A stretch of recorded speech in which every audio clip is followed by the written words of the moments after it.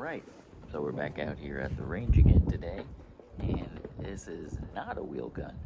It's the Smith & Wesson M&P 1522 pistol, and it's a whole lot of fun.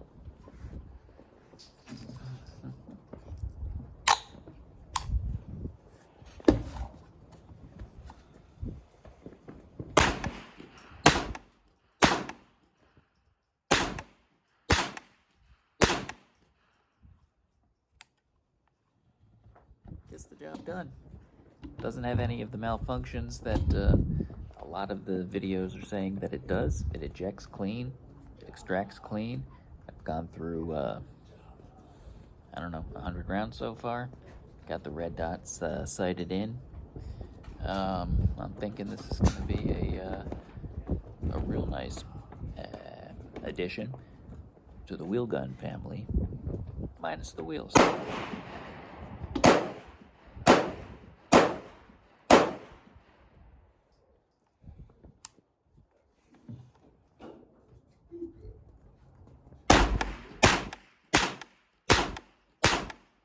like it. We're going to stick with it. See you next time.